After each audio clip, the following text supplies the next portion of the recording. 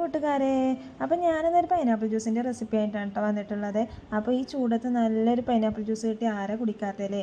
അപ്പോൾ ഞാൻ മക്കൾസ് സ്കൂളിൽ വരുമ്പോഴേക്കും അവർക്ക് ചായക്ക് പകരം ജ്യൂസ് ആക്കാൻ വേണ്ടിയിട്ട് 2 പഴുത്ത പൈനാപ്പിൾ ഉണ്ടായിരുന്നു കേട്ടോ. അപ്പോൾ ഇത് കട്ട് ചെയ്ത് തൊലിയൊക്കെ കളഞ്ഞ് വൃത്തിയാക്കി എടുക്കുകയാണ് കേട്ടോ.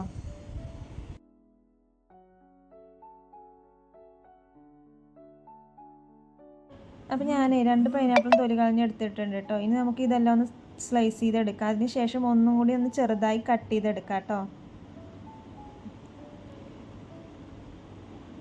ഇതുപോലെ പൈനാപ്പിളിൻ്റെ കഷ്ണങ്ങൾ ചെറുതായി ഒന്ന് കട്ട് ചെയ്തെടുക്കാം കേട്ടോ. ഇനി നമുക്കൊരു മിക്സിയുടെ ജാർ എടുത്ത് അതിലേക്ക് ചെറുതായി കട്ട് ചെയ്ത് വെച്ച പൈനാപ്പിളിൻ്റെ കഷ്ണങ്ങൾ ഇട്ട് കൊടുക്കാം. കുറച്ച് പഞ്ചസാര ഇട്ട് കൊടുക്കാം. വെള്ളം ഒഴിച്ച് കൊടുക്കാം. അതിനുശേഷം നമുക്കിവിടെ കുറച്ച് തേൻ ഒഴിച്ച് കൊടുക്കാം കേട്ടോ.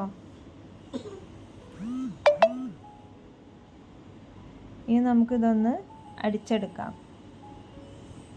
നമ്മുടെ പൈനാപ്പിൾ ജ്യൂസ് നന്നായി അടിച്ചെടുത്തിട്ടുണ്ട് കേട്ടോ. ഇനി നമുക്കിതൊരു അരിപ്പിയിലേക്ക് ഒഴിച്ചതിന് ശേഷം നന്നായിട്ടൊന്ന് അരിച്ചെടുക്കാം കേട്ടോ.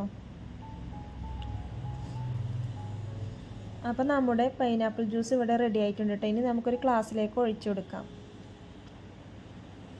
അപ്പോൾ മക്കൾസൊക്കെ സ്കൂളിൽ വരുമ്പോൾ ഇങ്ങനൊരു ഡ്രിങ്ക് കിട്ടി അവർ നന്നായി കുടിക്കും കേട്ടോ. എല്ലാവരും ഒന്ന് ട്രൈ ചെയ്ത് നോക്കണം കേട്ടോ. ഹെൽത്തിയാണ് കേട്ടോ. ഈ ചൂടിനൊക്കെ എല്ലാവർക്കും ഒരുപോലെ ഇഷ്ടമാവും കേട്ടോ.